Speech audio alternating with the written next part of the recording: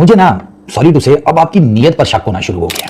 हाँ, आप ना बाबर आजम का मुझे नहीं लगता कोई भला करने के चक्रों में है। मुझे लगता है कि आपका एजेंडा यह है कि बाबर आजम का ना बिल्कुल ही मक्कू ठप दो, इसको क्रिकेट से गायब करा दूं मैं। सवाल ये करते हैं कि हमें जरा टोटलिटी में बताना कितने मैचेस जितवाए हैं, कितने वर्ल्ड T20 जितवाए हैं, कितने वर्ल्ड T20 के अंदर man of the match award है आपके पास।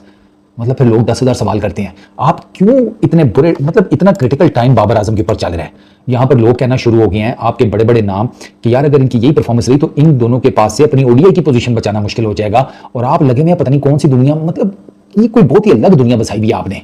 आपको तो पूरे का पूरा बहस किया सोलर सिस्टम ही कोई डिफरेंट है, ये हमारे वाला नहीं है। वो कह रहे हैं कि ओडीआई के अंदर आप जरा बाबर और रिजवान की बैटिंग देखें, उनकी जो फॉर्म के घोड़े लगे पड़े हुए हैं वो देखें।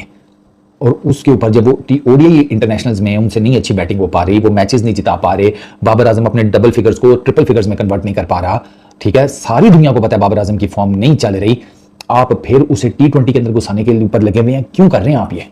ठीक है, मुझे पता है यार उससे ओडीआई क्रिकेट नहीं हो पा रही जहां पर प्रॉपर उसके पास टाइम होता है सेटल होकर इनिंग खेलने का, जो कि टेलर मेड फॉर्मेट है। जब वो अपने बेस्ट फॉर्मेट में जहां पर उसकी 19 सेंचुरीज हैं उसमें वो स्ट्रगल कर रहा है, आप उसको उठाकर T20 इंटरनेशनल में डालने के चक्रों में आप कह रहे हैं एशिया कप में भी होना चाहिए, ट्राई नेशन सीरीज में भी ये है वो है।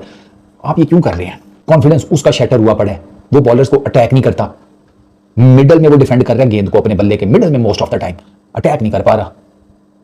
बेड़ा गर्क करके रख दिया सारी की सारी उसकी बैटिंग लाइनअप का कि इसको किसी तरीके से ठूंस दें वो T20 इंटरनेशनल में। एशिया कप में बाबर आजम को डाल दें, वहां की विकेटें नहीं पता किस तरीके की हैं। अफगानिस्तान, इंडिया, कोई भी लल्लू पज्जू स्पिनर ने आके बाबर आजम को फंसा लेना है क्योंकि उसका बल्ला नहीं चल रहा सही। वो पकड़ लेंगे उसको यार, उनके स्पिनर्स ही पकड़ लेंगे, पेसर से अगर बच भी गया तो। ये चीजें समझ नहीं आती, ये बहुत मुश्किल साइंस है चेक करना। अजीब यार, ये ना इन लोगों ने सबसे ज्यादा बाबर आजम को जलील किया है। बिला वजह में उसके पीछे लग गए, बिला वजह में उसकी यामी वो किए जा रहे हैं। उसके बेचारे से ना उससे लाइन चेक हो रही है, ना लेंथ चेक हो रही है, ना उसकी शॉट सिलेक्शन ठीक हो पा रही है, फॉर्म उसकी नहीं लगी हुई, बातें हो रही हैं उसके ऊपर काला जादू हुआ है, बातें हो रही हैं नजरें बद है उसके ऊपर, बातें हो रही हैं उसको शादी कर लेना चाहिए, शायद उसकी किस्मत चेंज हो जाए। उसको ओडीआई क्रिकेट में रन करने दो सबसे पहले। बाबर आजम का ओडीआई क्रिकेट में बल्ला खुलेगा तो बाबर आजम के लिए बाकी मामलात बेहतर होते जाएंगे। ये मैं आप लोगों को ऑन रिकॉर्ड बता रहा हूँ, चैलेंज करके कह रहा हूँ। उसका ओडीआई में बल्ला खुलेगा तो उसके लिए बाकी दो फॉर्मेट्स में कुछ बेहतरी आएगी, वरना भूल जाएं। यही ओडीआई फॉर्मेट है जो बाबर आजम को टेस्ट क्रिकेट और T20 में लेकर आया था, क्योंकि बाबर आजम ने ओडीआई क्रिकेट में आके परफॉर्म किया था। इस फॉर्म, अभी जो उसकी करंट फॉर्म है ना, अगर आपने उसे T20 इंटरनेशनल में डालने की गलती की ना तो फिर आप समझ लें कि ये बाबर आजम का बिल्कुल ही मक्कू ठपने के चक्रों में है। ये मैं आपको बता रहा हूँ। फिर आप समझ लें कि क्योंकि फिर बाबर आजम पे वो उससे परफॉर्म नहीं होगा T20 इंटरनेशनल्स में, ज़्यादा चांसेस यही हैं अनलेस और अनटिल कोई मेरिकल हो जाए।